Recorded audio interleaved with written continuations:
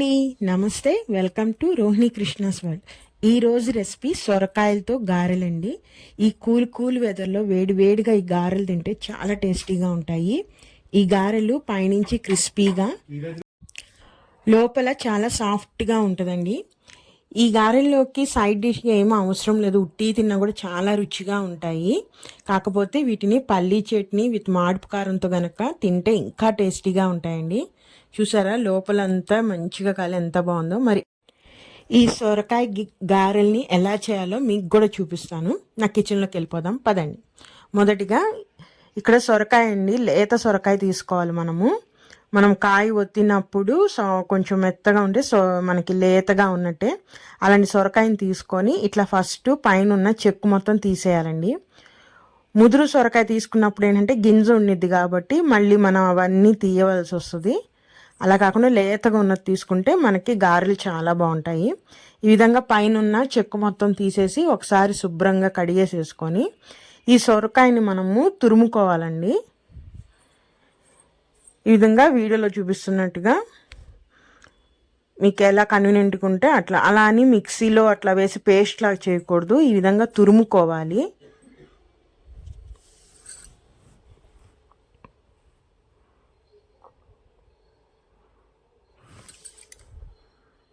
చూసొరకాయల ముదురు సొరకాయ కనుక తీసుకుంటే ఆ గింజలన్నీ మనకి అడ్డుపడతా ఉంటాయండి. లేత సొరకాయ కాబట్టి గింజతో సహా మొత్తం తురుముగా అయిపోతుంది.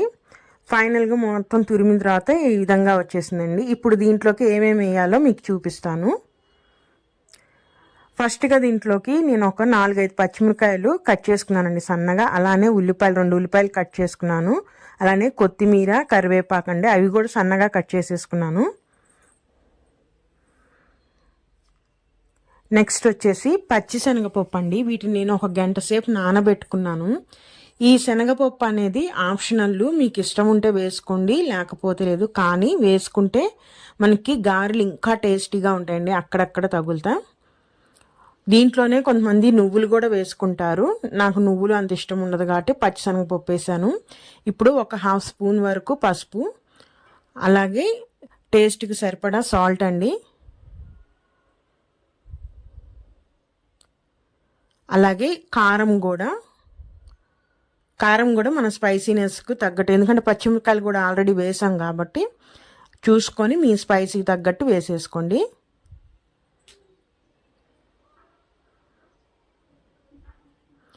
అలాగే 1 స్పూన్ జీలకర్ర అండి.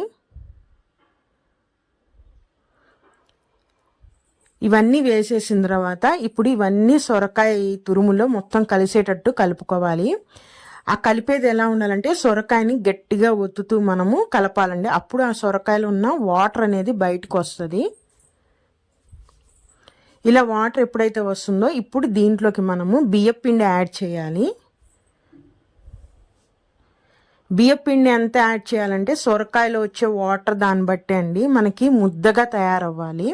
సొరకాయ తురుము కన్నా బియ్యపిండి తక్కువగా ఉంటే మనకి ముద్దలాగా రాదు. సో మనకు ముద్దకు వచ్చే వరకు మనము బియ్యపిండి వేసుకొని గట్టిగా కలుపుకోవాలి. అవసరమైతే ఇంకొంచెం సొరకాయలో వాటరే కాకుండా కొంచెం వాటర్ కూడా కలుపుకొని మనము ముద్దలాగా వచ్చే వరకు గట్టిగా కలుపుకోవాలండి. నాకైతే ఆ తురుముకి దాదాపు 1/2 కేజీ బియ్యపిండి వరకు పట్టింది. సో మీరు తీసుకున్న తురుముకి తగ్గట్టుగా సొరకాయ తురుము కన్నా బియ్యపిండి ఎక్కువగా వేసి మనకి ముద్దలాగా వచ్చేటట్టు కలుపుకోవాలండి. బియ్యపిండి తక్కువైతే మనకి ముద్దగా రాదు, మనకి పూరి పిండి, చపాతి పిండి లాగా అంత ముద్దగా రావాలి. వీడియోలో చూపిస్తాను చూడండి. నాకు దాదాపు ఒక 1/2 కేజీ వరకు పట్టిందండి బియ్యపిండి అయితే.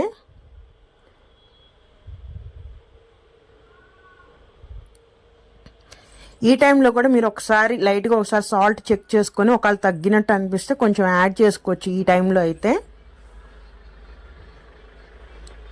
చూసారా, వీడియోలో చూపించిన విధంగా ఈ విధంగా రావాలండి మనకి పిండి అనేది. ఈ విధంగా గట్టిగా ఈ విధంగా రావాలండి. ఒకసారి చూడండి, అట్లా గట్టిగా కాకుండా లూజ్గా కాకుండా పిండి అనేది చేతికి అతుక్కోకుండా ఉండాలి మనకి.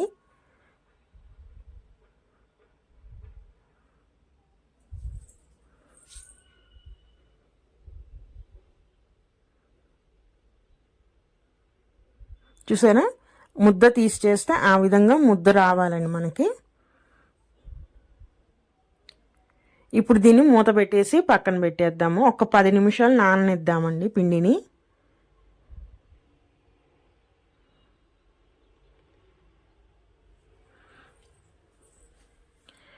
దీనిలో కాంబినేషన్గా చట్నీ చేస్తున్నాను.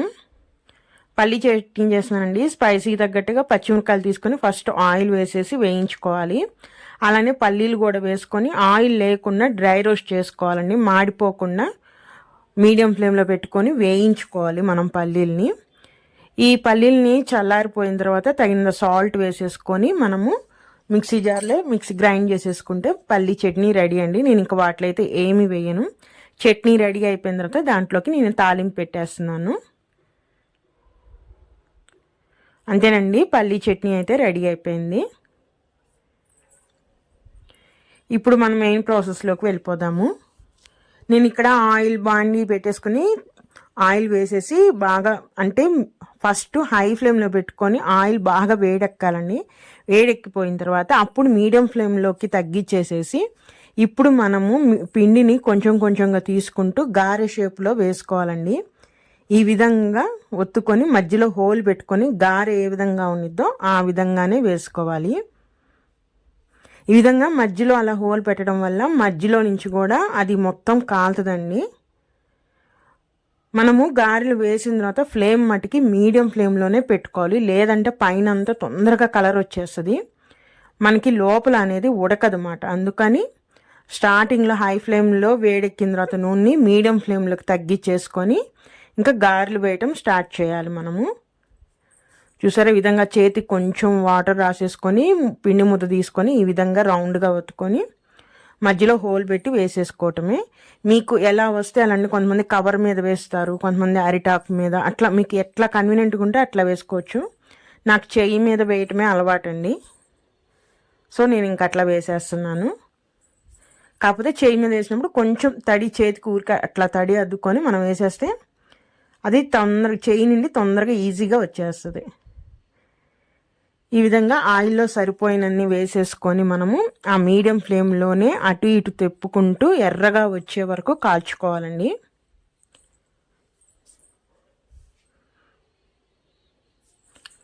కొంచెం టైం తీసుకున్నా మీడియం ఫ్లేమ్లోనే కాల్చాలి. దీనివల్ల ఏమవుతుందంటే పైన బాగా క్రిస్పీగా వస్తుంది, లోపలంతా కూడా బాగా పర్ఫెక్ట్గా కాలుతుంది మండి గారెలు. లేదంటే పై వరకు కలర్ తొందరగా వస్తుంది, లోపల ఉన్నప్పుడు ఆ బియ్య పిండి అదంతా ఫ్రై అవ్వక పచ్చి పచ్చిగా ఉంటుంది అన్నమాట.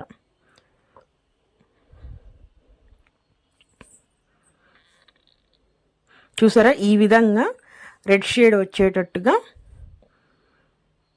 చూసారా ఎంత బాగున్నాయో. కలర్ అయితే గోల్డెన్ కలర్లో ఉన్నాయి కదా, ఆ కలర్ వచ్చేదాకా మనం మీడియం ఫ్లేమ్లోనే అటు ఇటు తిప్పుకుంటా కాల్చుకుంటా మనం మిగిలిన పిండి కూడా వేసేసుకోవాలి.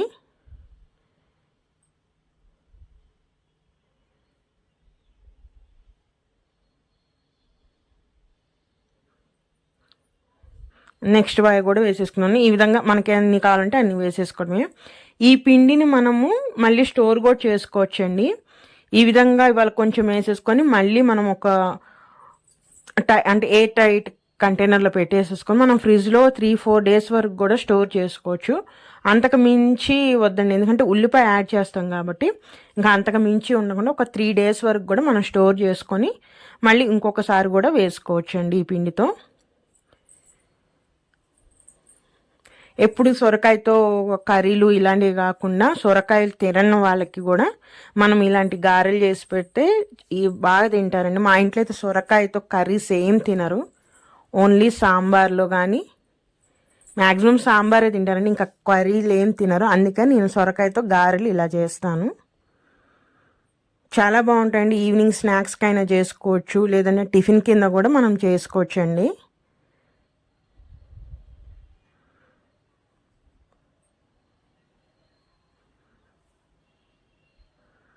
ఈ విధంగా గారెలన్నీ తీసేసుకోవడమే. మీడియం ఫ్లేమ్లోనే చేసుకోవాలండి, మళ్ళీ మళ్ళీ చెప్తున్నాను నేను. హై ఫ్లేమ్లో పెడితే మటుకి తొందరగా వేగిపోతాయి కానీ లోపలంతా మటుకి పచ్చిగా ఉంటాయి. ఈ విధంగా వేపితే మీడియం ఫ్లేమ్లో లోపల ఉన్న పచ్చిశనగపప్పు వరకు మొత్తం వేగి మంచి రుచిగా ఉంటుంది. పైన కరకరలాడుతా లోపల సాఫ్ట్గా ఉంటుందండి. వీటిని ఇట్లానే డైరెక్ట్గా తినొచ్చు, లేదంటే చట్నీతో కూడా మీరు తినొచ్చు. చట్నీ నేను పల్లి చట్నీ మాడుకారం చూపించాను కదా, ఆ కాంబినేషన్ ఉందిలోంచి. మరి ఇదేనండి ఈరోజు వీడియో. నా వీడియో కనుక నచ్చితే ప్లీజ్ సబ్స్క్రైబ్ మై ఛానల్, అలానే లైక్ చేయండి, షేర్ చేయండి. మరొక మంచి రెసిపీతో మళ్ళీ కలుస్తాను. బాయ్.